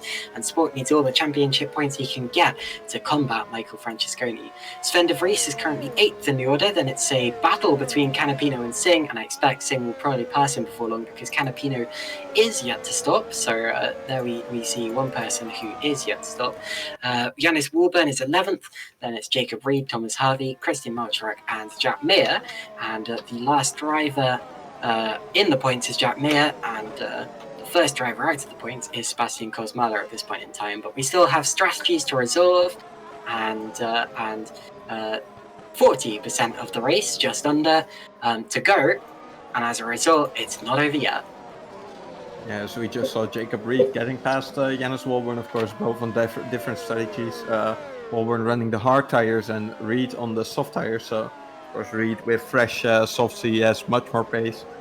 And that was an easy pass as Lopez comes into the pits again for, I think, the 3rd time in a row. And this time, I think it's for speeding again. So let's hope he manages to clear his penalty finally. And is that Lopez? Okay. I wonder whether he hasn't set a button for pit lane speed limiter. I expect he probably has. But anyway, unfortunate to see someone serving 2 penalties in a race. Matthias Ronzani also into the pits. He's had a gutting day. He was an innocent victim in a first lap shunt when a driver spun across in front of him. But anyway, into the pits he goes, and that will be his last pit stop of the day. But anyway, change for position. I think Jack Mayer's just got up into 14th. He's passed Christian Malchrak. Indeed, that is the change that I just saw. Malchrak on the harder tyres, Jack Mayer on the softs, and Mayer pushing at this point in time up into P14. I think Mayer, who finished on the podium last time out and has had 2 podiums so far this year, would be disappointed with any position lower than 10th. He might even be disappointed with that. So really wanting to push at this point in the race. As now, Singh gets past Canapino. Yeah, and of course we must not forget Mayer at the incident as well in the beginning of this race. So True. yeah, he kind of got away with it, but he did lose quite a bit of positions, and he had a penalty from last race as well, in which he lost the podium actually. So he finished, I think it was 4th in the end. So yeah, he'll be disappointed with that as well, and of course again with this race. Yeah, sorry to interrupt. I think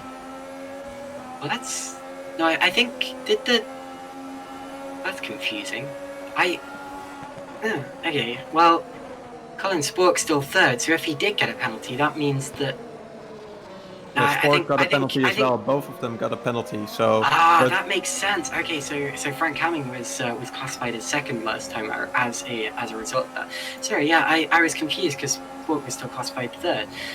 Didn't make sense to me, but anyway, yeah, my mistake. So Mayer has 1 podium so far this season, which of course was his 2nd place at Baku, but he did finish 4th position last time out as well. So that's how they stand. But yeah, his grid penalty was for track limits in qualifying, and I can tell you actually because I was the person who set that penalty, having gone back and checked the qualifying. He was so unlucky. It was the most minor of cuts, but as far as GPVWC is concerned, and quite right, so a cut is a cut. Yeah, and it's I think probably the best that way, because then you can't have any arguments saying yeah, but it was only like this tiny, because then you have to set the line somewhere, and if you just give everyone the same penalty, it's the most fair for everyone. You just know you shouldn't cut, so don't cut, and you don't get a penalty. Into the pits comes Matthias Canapino. He's been running in the top 10 for a long time, and he goes onto his soft tyres on his one-stop strategy, and I think he may even, no, he's not quite going to exit the pits in the points, but I think he still stands a good chance of points today. He's going to be 19th place as he exits the pits, but some others ahead of him are still going to have to make their stops, and others are going to lose tyre life towards the end. So I think Canapino is in a relatively good position considering the circumstances. Yeah, it's definitely not too bad, especially on these tires. It could be a nice way to gain some positions, and he isn't too far off the points as well. Especially Malcherek and Juba are still pretty close. Although Juba is also running the soft tires currently, and he did make his pit stop quite late as well. So he's currently going forward as well, and he's up into the points. So good job from Juba as well. I think Juba started last place, right? Didn't he? Yeah, he did. So that's a good race. He's already up to 14th, and who knows what's to come if he is running the soft tires.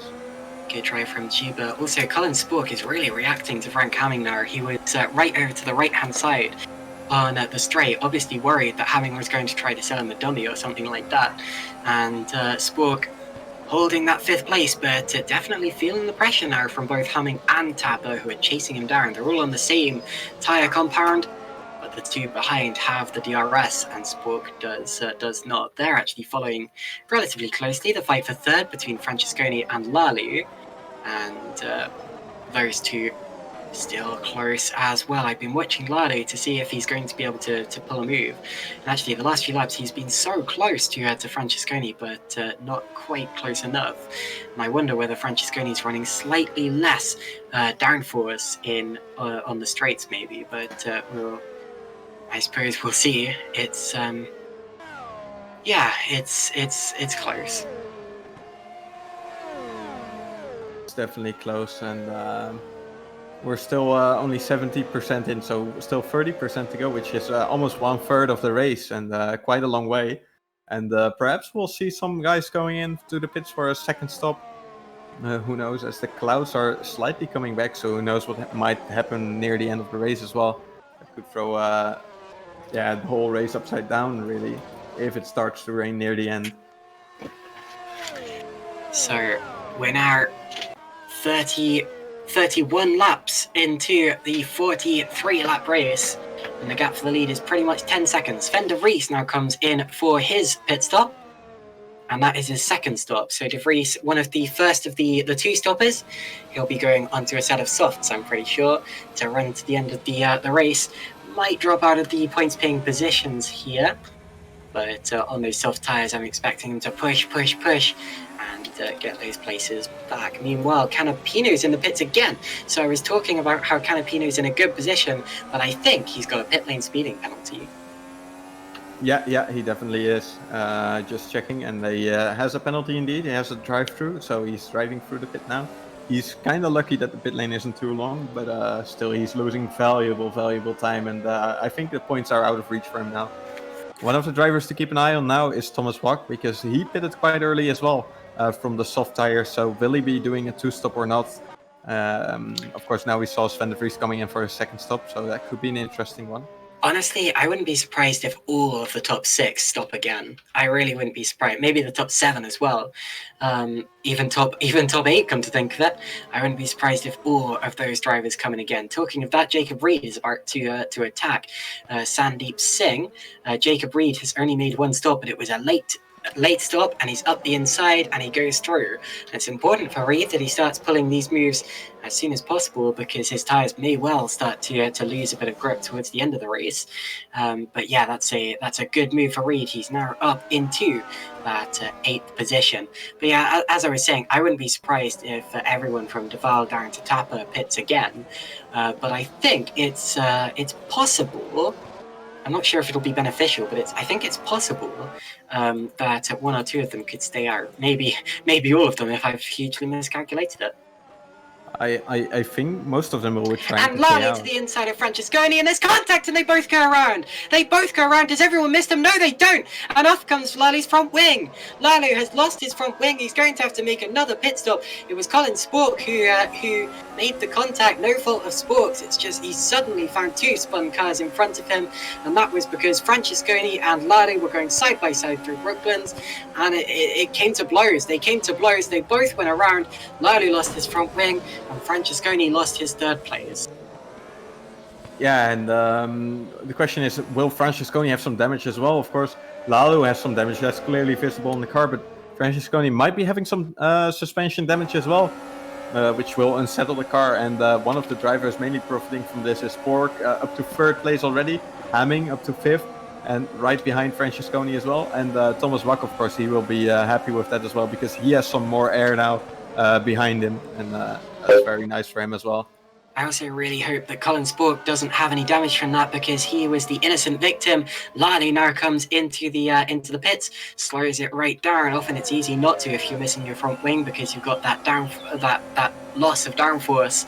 But he's going to lose so many positions in that. I expect him to come out around about 14th or 15th place after all of that. Actually, no, further down than that, because he's going to have to repair the damage, which costs time. So Lally might even struggle to finish in the points today, and that is a big shame after he was fighting with Francesconi for so long. So Spork is now third place. There's two Cenobites in the top three. Francesconi is close behind him, and look at Tapper, who's just passed Frank Hamming for fifth. Yeah, that's a great move. And Hamming caught there, and yeah, he's losing time and positions now.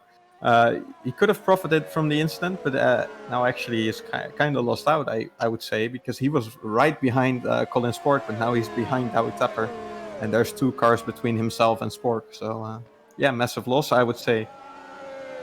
And Lalu is out in 18th place, so yeah, he's quite far off the points. I think he's 12 seconds behind 15th place, so yeah, even points are going to be very, very hard for him. He's going to struggle to score points here. He's got 10 laps in order to gain all of that time, and yeah, he's on the softer tyres, but remember, it's one thing to catch a driver and another thing to pass them. It might even be difficult to catch them at this rate, but anyway, luckily for him, Schmidt and Maltrek are fighting, and they have a lapped car immediately ahead of them, so that might well be holding them up a little bit. But yeah, still, I can't see Jukka-Pekka Lalu salvaging much from this race, sadly. And I wonder if the stewards will, well, the stewards probably will have a look at that incident after the race. But anyway, the fight for third is now on between not Francesconi and Lalu, but between Spork, Francesconi, Tapper, and Hamming, who are all in a slipstreaming chain. And Hamming seems to be losing some time and ground to Tapper and to the rest of the train. So I'm not sure what's going on there. Maybe he has some damage, or maybe his tires are getting too worn out. But we'll see what happens. But at this moment, none of the drivers have made their second stop, and I think they're going to stay out until the end, because if you make your pit stop now, it's going to be too late. If you would have made your second stop, you would have done it probably around lap 30, like Sven de Vries did. And yeah, he's running in 13th place, by the way, right behind James Juba and Jack Mayer. So he's going to be trying to take some places, as Jack Mayer has just overtaken Juba as well, I think.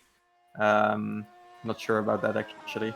As for 11th position, Sven de Vries about to attack them as well, and de Vries might well be able to get both of them here because he's on much fresher tyres. De Vries now to the inside of Juba into Maggots. That's never going to work, but Juba there will have a worse run through Maggots, and de Vries will probably get a better exit. Actually runs a little bit wide there, but he'll have the DRS. And probably the better braking power up into Stowe as well. Look at Juba now going to the inside to avoid being attacked himself, and he passes Mayer, and so does de Vries. So Mayer really starting to struggle here. I wonder if his tyres are maybe going off because he pitted 11 laps ago, so they shouldn't be going off. But anyway, Jack Mayer now down into 13th position. All of that, Juba and de Vries 11th and 12th. Yes, and one driver, of course, profiting probably from the incident from Lalu and Francesconi as well, is Jacob Reed. He's in 7th place, but due to the incident, all of the drivers behind lost some time as well, and they are now closer to him, and he is on the soft tire, so he will be pushing hard, trying to catch up to the train. Of course, overtaking is going to be difficult, because all of the drivers will be having DRS from each other, and the slipstream. So yeah, catching up to the train is one thing, and getting past them is the second thing to do. And your tires will be taking a hit as well if you're setting all those hot laps in a row. So, as we're now 80% into this race, Liam de Waal is still leading by pretty much 10 seconds from Thomas Wopke, as Wopke is on for his first podium of the year now. Watch Francesconi, who goes to the inside of Spork. This is for the final place on the podium. Does he keep... No, Spork's going to get him on the exit. Spork's going to get him on the exit, has the better run. And as they brake towards Vale, that's late from Francesconi, that's far too late. He goes off the road, he rejoins, and look at Tapper, who gets really caught up behind both of them. Spork maintains third place, but he goes off. Frank Hamming goes wide. It's Spork, Francesconi, Hamming, and Tapper. And to be honest, I think that's the right order, but there were a lot of drivers running wide there, and that was pretty dramatic there in the final sector. But as I was saying, Wopke is on for his first podium of the season, if he can hold it. Colin Spork is on for his third, but he has a real mammoth job to hold off Francesconi, who is absolutely charging and so nearly past him there. Yeah, and this is all working into the hands of Jacob Reed as well. This is only making it easier for him to catch up to this train. And who knows what he can do in the final laps of this race. So this is going to be a really exciting fight with 4 cars already and perhaps a 5th car coming into the mix as well. Oh, this is going to be a good one. This is absolutely brilliant. Of course, you mentioned the 5th car. That's Jacob Reed, who's on the softest tyres of all of them and is catching them at a considerable rate of knots. So this is a fight for third between Spork, Francesconi, Hamming, Tapper and Reed. And if any of those drivers get it, I'm sure they're going to very much deserve it. This is fantastic racing. We're heading again towards the DRS range on the Hangar Straight. And I think the best run onto that straight was Frank Hamming. Let's see what is doable. Francesconi, I think, is getting closer and closer to Spork, but they reach Stowe before he can do anything. Slightly wider goes Hamming, and on the exit, Tapper puts 2 wheels over the curb. They stay in the same order for now, and Reed continues to gain and gain, and of course the more they fight, the faster Reed gains. I have no idea which of these 5 drivers will finish third. It could be any of them. Yeah, and this is really exciting racing, and great racing between all those drivers as well. It's a shame we lost Lalu from this because he was up there as well, of course.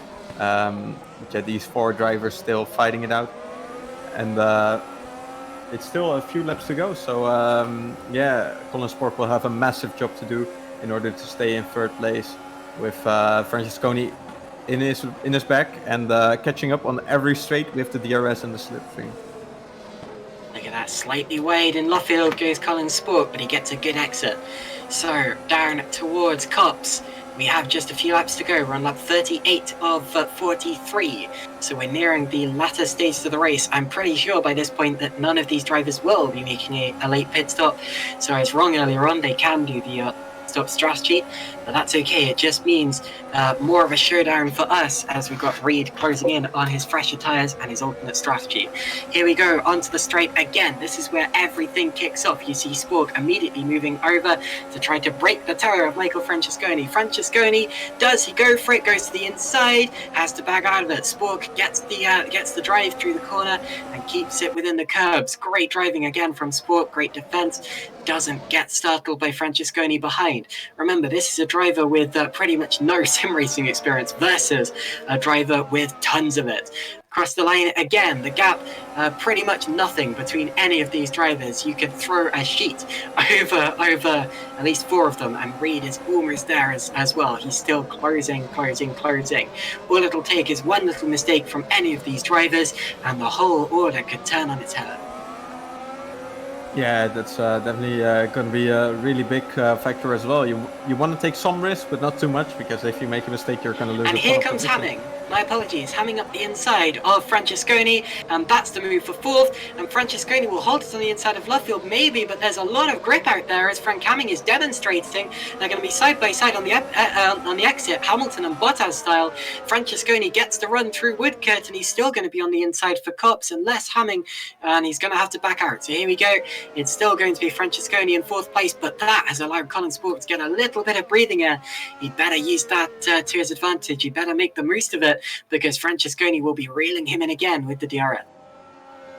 Yeah, definitely. He's still within DRS range, so he hasn't lost all that much. I think Colin Spork is holding everyone back at this stage, but Yeah, look at this. Jacob Reed, by the way, as well. He's in the DRS now of all these guys. So he's on the back wonderful. of Tapper.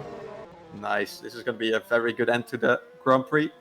Also, a quick update that Matthew Klipp has passed Sebastian Kosmala for 14th place, meaning he has doubled his points tally from this race from 1 to 2. But anyway, through the final corner, now we're in the final 10% of the race. The final 4 laps. It's De Waal, Spork, Francesconi, Hamming, Tapper, Reed. That's how it stands. And everyone from Spork down to Reed is fighting hard for this final podium place.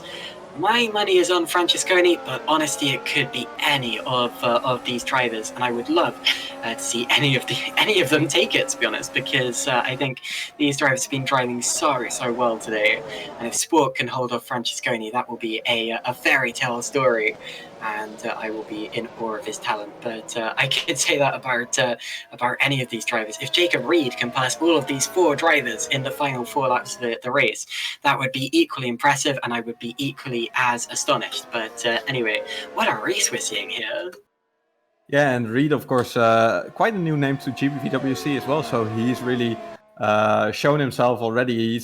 I think he's already won a race in the Formula Challenge in France, I think, and shown his raw pace there as well. But now he's also showing it in the Superleague Lights, and he's doing well.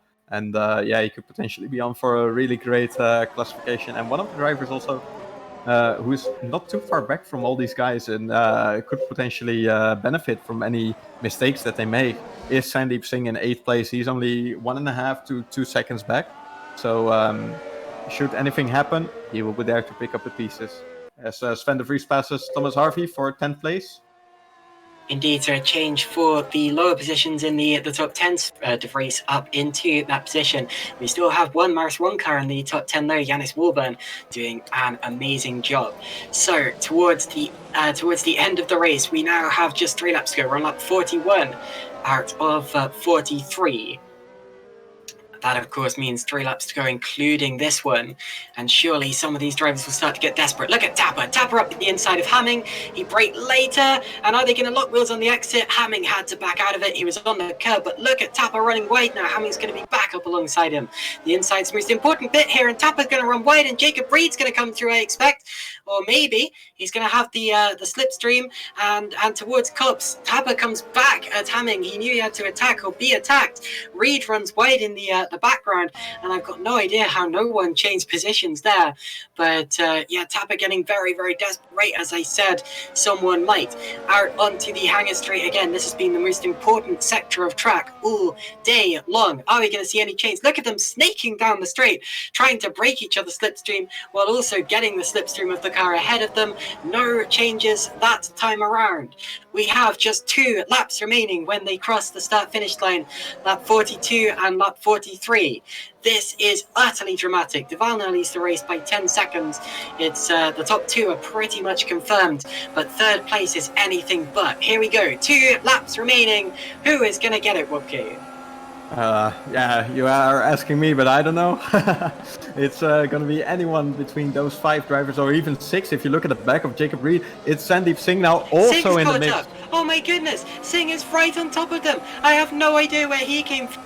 But here he is, and we now have 6 for 3rd place on the penultimate lap of the race. What can anyone do? Down into Brooklands, not much. Tapper dropping back slightly from Hamming due to his mistakes on the last lap. He is under more pressure from Jacob Reed here. And if I was Reed, I'd be setting my sights definitely on a top 5. Let's see. Through Woodcote and towards Cops for the penultimate time. Colin Spork leading them through. That's a nice line through Cops there. Gets a good exit towards Nuggets they go. You see Francesconi ducking out of his slipstream, trying to startle him a little bit. And it's almost worked. Look at this. Hamming gets it sideways. Hamming got it sideways. And now look at Francesconi, because Hamming's held it. So Francesconi's going for 3rd. He goes to the inside. Spork didn't move over quick enough. Now will Francesconi keep the car on the road through Stowe? This is the important thing. And Spork coming back at him. And Francesconi keeps it on the road. He's up into 3rd place. Spork now on the outside.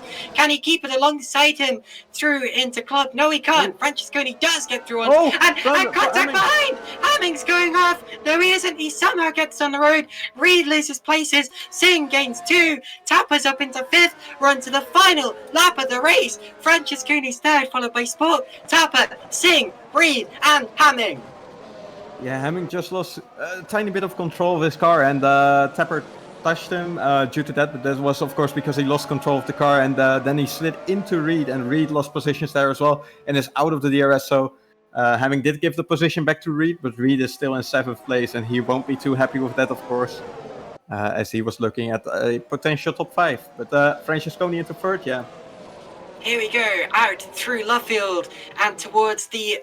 Well, we're half of the way through the lap, pretty much. Just half a lap to go if you're good at maths. So, up through Copse for the final time they go. Don't worry, I am going to catch de Waal as he crosses the start-finish line. But what a fight we have for this 3rd place in the race. I wish it was for the lead, because then I wouldn't have to look away as de Waal crosses the line. But anyway, de Waal has just 1 corner to go now. Liam de Waal has been driving expertly well, and he's going to take his 8th win from 8th. Unstoppable as always, and he wins in style. No changes for that 3rd position battle up towards the hanger straight for the final time. Tomasz Wach finishes 2nd. It's going to be Francesconi 3rd, who just holds off Spork, Tapper, Singh, Reed and Hamming, but what a finish we had to the race. Spork is 4th, Tapper is 5th, Singh is 6th, Reed is 7th, Hamming is 8th, Yannis Walburn is going to be 9th position. There he goes across the line, brilliant drive in the Mark 1 car. Sven de Vries will be 10th, Thomas Harvey is 11th, James Zuber 12th, Jack May is going to be a disappointed 13th place, and it's going to be Matthew Klipp and Sebastian Kozmala. And those are the points finishers. Jakub Lalu just missing out after his incident while fighting for 3rd. But Wopke, what a fight for 3rd place in the final few laps of the race. Yeah, well, in the first stint, everyone was just keeping it in a train and staying behind each other. But then in the second stint and now near the end, what a race, what a final few laps as well. And of course, we had some drama with Hamming, with Tapper, with Reed getting involved there, and of course with Lalu and Francesconi as well. But what a race and what a finish. And great job, of course, by de Waal and also by Wach by pulling such a big gap to the other drivers, both of them.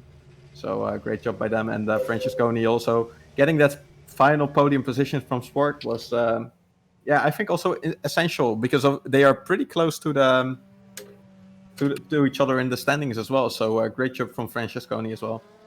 That was absolutely brilliant, and some well-deserved donuts being pulled off by de Waal, Francesconi, Spork, and others. That was a fantastic race and an unbelievable finish as well. So the full order, it's going to be de Waal from Wach, Francesconi, Spork, Tapper, Singh, Reed, Hamming, Walburn, de Vries, Harvey, Zuber, Mayer, Klipp, and Kozmala in the points. That is the unofficial order, of course. And outside of the points were Lalu, Malcharak, Schmidt, Canapino, Schroten, Sutton, Poom, Lopez on his debut, Ronzani, and then Ferrara bringing up the order. And notably the retirements, Dino Paolini, very, very disappointing for him. Then Pedro Mora, Giuseppe Saracino, Jason Muscat, and Mike Quint. Unbelievable race, and I can't wait to interview the podium.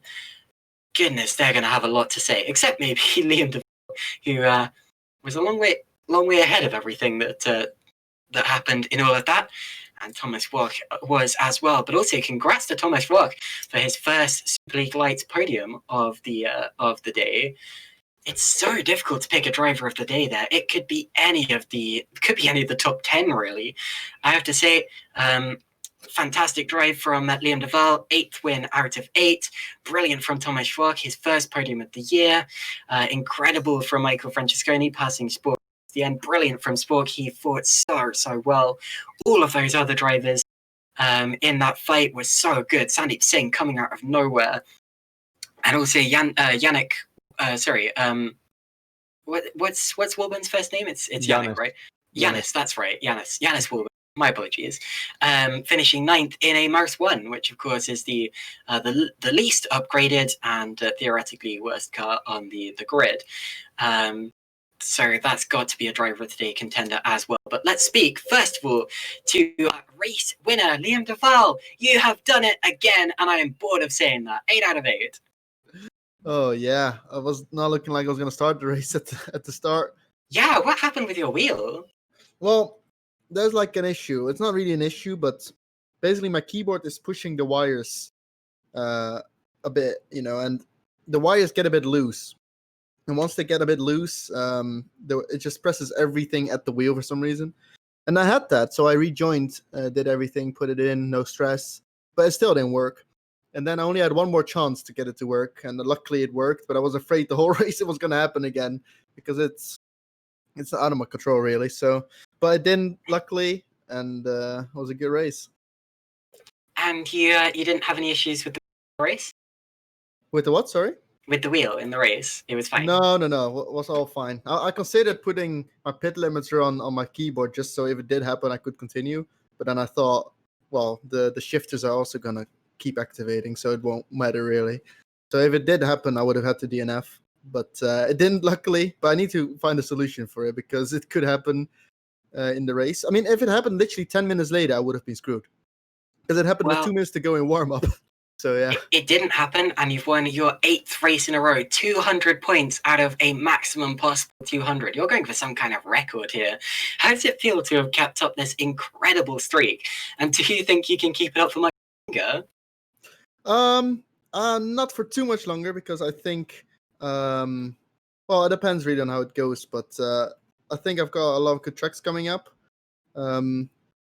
And it feels really good, yeah, because consistency was always my weakness. But I've got a great team around me. As I always say, Colin is great to work with.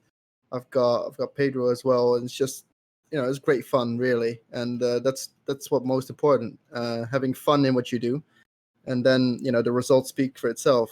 Same for Colin; he's also done a fantastic job, and because of that, I kept my motivation, and that's why when the results start coming in. They certainly have done. Wopke, do you have anything to add for a race winner and championship leader?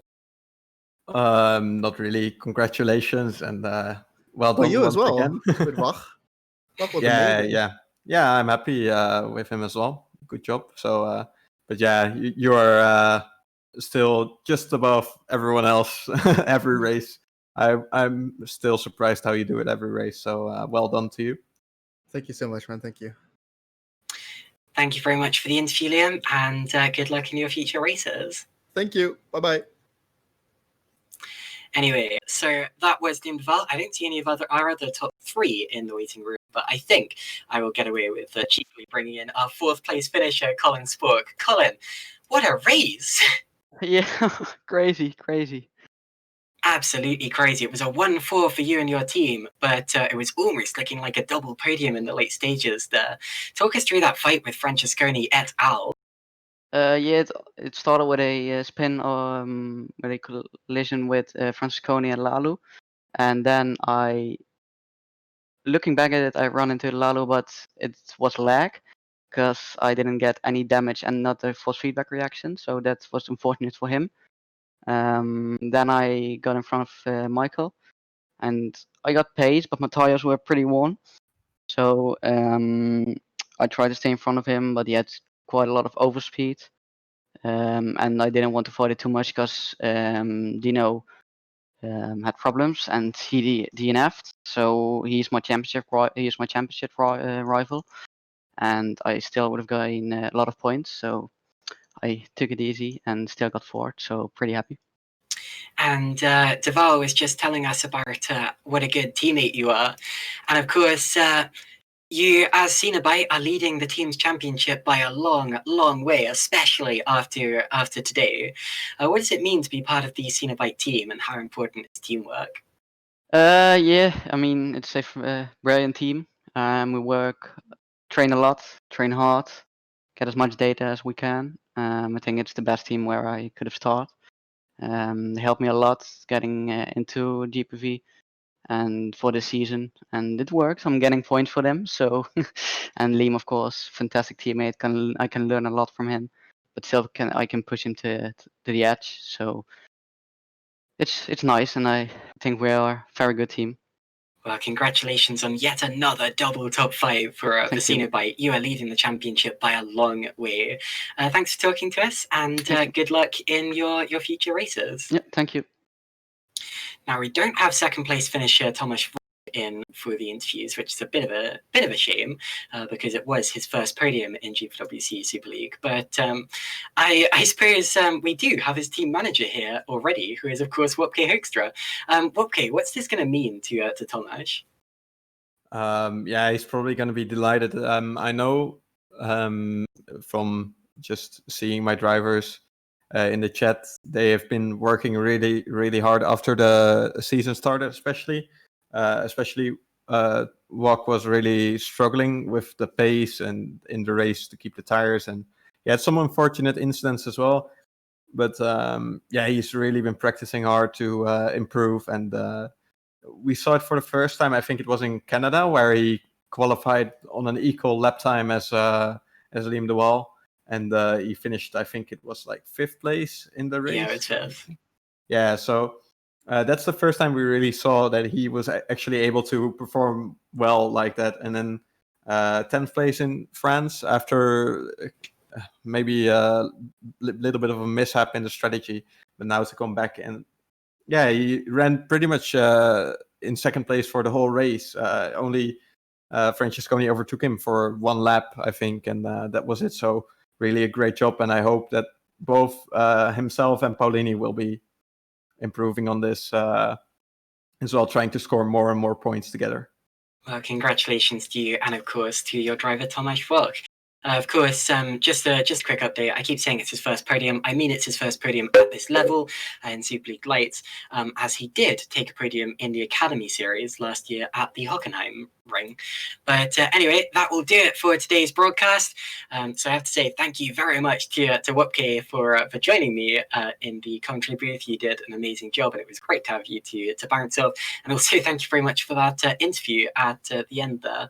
And also thank you to Gerrit de Vries, who streamed this broadcast and brought you the cameras and the audio that you heard today, as well as the other graphics and the track review and things like that.